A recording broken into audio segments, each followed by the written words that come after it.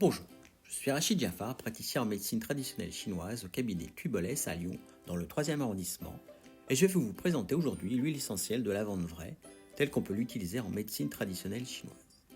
Son nom latin est Lavandula augustifolia ou lavande vraie. C'est important d'avoir en tête leur nom latin afin d'éviter les confusions entre les différentes lavandes. Ensuite, il y a le chémotype, qui est une espèce de carte d'identité de l'huile essentielle, et on y retrouve tout un ensemble de molécules de familles différentes. Par exemple, il y a pour la lavande 3 constituants biochimiques importants. Les alcools terpéniques, 45%, les esters terpéniques, 50%, et les terpènes, 5%. Une autre lavande, par exemple la lavande aspic, aura un chémotype différent avec des constituants biochimiques différents. Ce chémotype va induire des propriétés thérapeutiques propres à l'huile essentielle. Dans le cas de la lavande vraie, on trouvera plusieurs sphères d'action.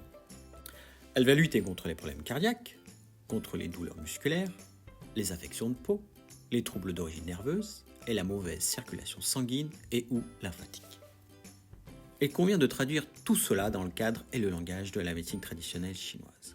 Ainsi, on va retrouver au sein de l'huile essentielle plusieurs actions.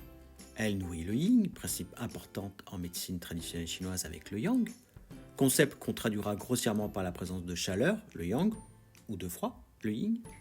Elle active le qi, concept qu'on traduira par la vitalité. Elle dissipe la chaleur, liée au fait de nourrir le yin. Et elle calme le shen, qui correspond à l'esprit en médecine chinoise.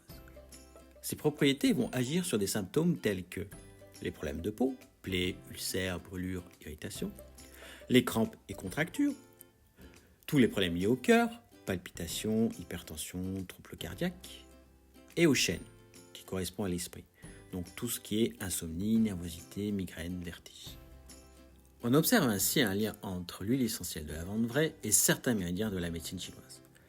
Le méridien de la rate et de l'estomac pour tout ce qui est musculaire, le méridien du foie et de la vésicule biliaire pour tout ce qui est nervosité, migraine, le méridien du cœur et le méridien de l'intestin grêle pour tout ce qui est palpitations, hypertension, petits problèmes cardiaques et insomnie.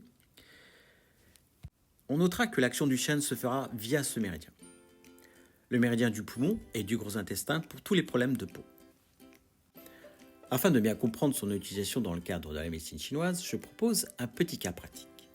Une douleur musculaire au mollet de type crampe. Imaginons que ce soit suite à une pratique sportive. On mélangera 10 gouttes d'huile essentielle de lavande vraie dans 5 ml d'une huile végétale de votre choix. On applique ce massage sur les points d'acupuncture V657, V667, rein 6 et vésicule biliaire 40. Et on étendra ce massage par la suite au mollet dans son ensemble. On pratiquera ce massage de 3 minutes, le temps que l'huile pénètre bien dans le corps. Voilà, j'espère que ce petit exemple d'utilisation des huiles essentielles dans le monde de la médecine traditionnelle chinoise vous a plu.